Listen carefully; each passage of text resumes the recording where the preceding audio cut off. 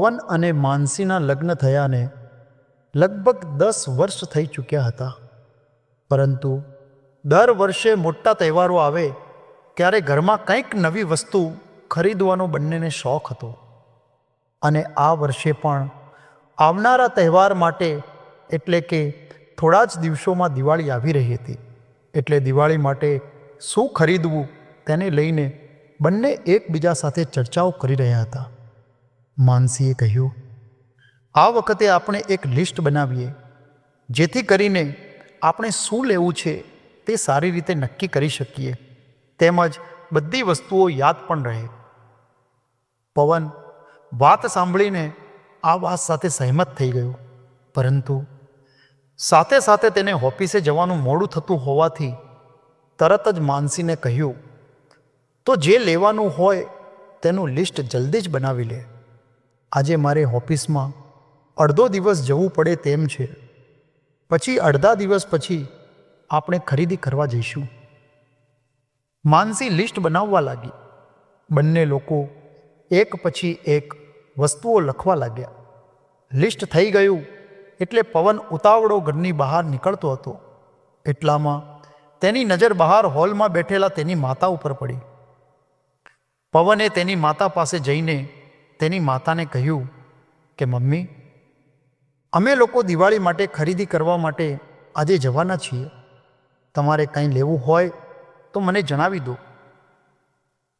પવનના સવાલનો માતાએ સહજતાથી જવાબ આપતા કહ્યું કે દીકરા, મારે તો કાંઈ જ જોઈતું નથી.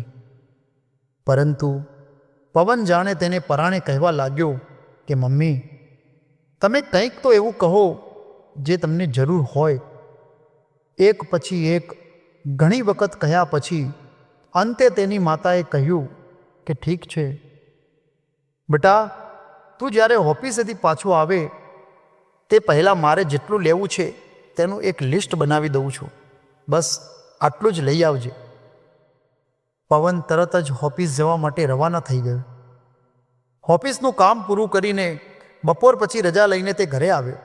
ઘરે આવીને તરત જ માતાને પૂછ્યું કે મમ્મી, તમારું લિસ્ટ તૈયાર થઈ ગયું? એટલે માતાએ તેને એક કાગળ આપ્યો. એ કાગળ લઈને તરત જ પોતાના પોકેટમાં મૂકીને અંદર રૂમમાં ગયો. પત્નીને પૂછ્યું કે માનસી, તું તૈયાર થઈ ગઈ છે? સામેથી જવાબ મળ્યો, હા. થોડા સમય પછી માનસી અને પવન બંને વસ્તુઓની ખરીદી કરવા માટે નીકળી ગયા. બને તેટલી જલ્દી ખરીદી કરીને આવવાની હતી, કારણ કે સાંજે પાછા ફરે ત્યારે તેના સંતાનોને પણ ક્લાસીસમાંથી લઈને ઘરે જવાનું હતું.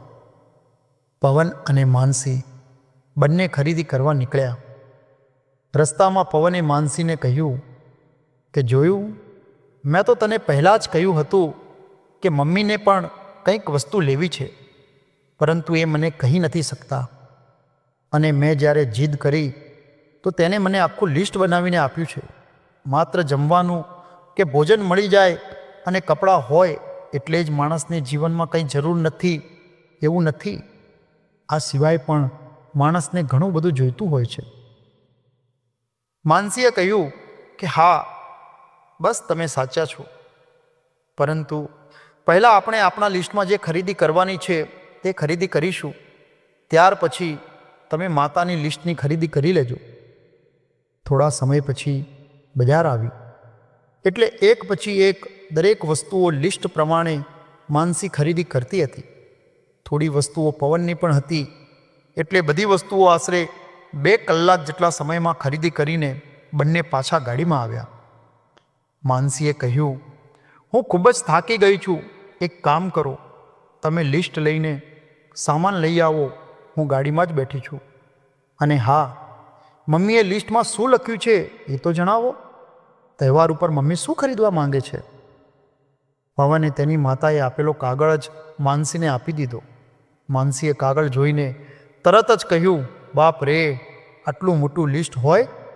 ખબર નહીં શું મંગાવ્યું હશે. જાઓ હવે જલ્દી જઈને ખરીદી કરી આવો અને બને એટલી ઝડપથી પાછા આવજો. બાળકોને લેવા પણ જવાનું છે. પરંતુ લિસ્ટ પવનને આપ્યું તો આ શું? પવનના આંખમાંથી આંસુ નીકળી રહ્યા હતા. હાથ ધ્રુજી રહ્યા હતા. આવી હાલતમાં પવનને માનસી આજથી પહેલાં ક્યારેય નહોતો જોયો. કંઈક એવું બન્યું હોવું જોઈએ જે આજ પહેલાં ક્યારેય નહોતું બન્યું. માનસી ખૂબ જ ગભરાઈ ગઈ અને તરત જ પવનના હાથમાંથી લિસ્ટ લઈને તે પોતે વાંચવા લાગી. કાગળ તો ખૂબ જ મોટો હતો, પરંતુ કાગળને ખોલ્યો તો અંદર માત્ર થોડા જ શબ્દો લખ્યા હતા. એ કાગળમાં લખેલું હતું કે દીકરા, મારા કાળજાના ટુકડા, હકીકતમાં કહું તો આ તહેવાર ઉપર તો નહીં, પરંતુ એક પણ તહેવાર ઉપર મારે કંઈ જ જોઈતું નથી. તેમ છતાં જો તું જીદ કરી રહ્યો છે તો તું જે શહેરમાં કે જે પણ માર્કેટમાં કે બજારમાં જઈ રહ્યો છે એ જગ્યાએ જો એક પણ દુકાનમાં નવરાશની થોડી પળો મળતી હોય તો એ મારા માટે લઈને આવજે. કારણ કે મારી જિંદગી હવે સમી સાંજની જેમ આથમી રહી છે. મને હવે એકલપણાથી ખૂબ જ ડર લાગવા લાગ્યો છે.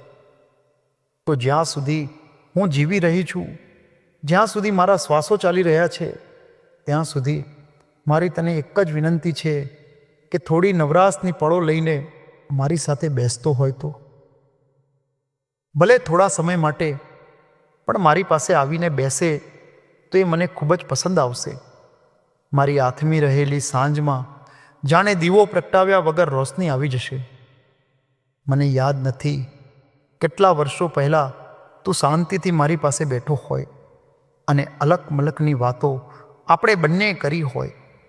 એક વખત ફરી મારી પાસે આવ, મારા ખોળામાં તારું માથું રાખીને સૂઈ જા અને ફરીથી હું પણ મારી મમતાથી ભરેલી હથેળીઓ સાથે તારું માથું પંપાળું.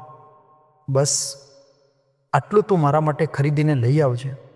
શું ખબર હવે પછીના તહેવારો કે હવે પછીની દિવાળીએ હું હોઈશ કે ન હોઈશ, પરંતુ તને શાંતિથી મળીને હું મૃત્યુને પણ હસતા હસતા સ્વીકારી લઈશ.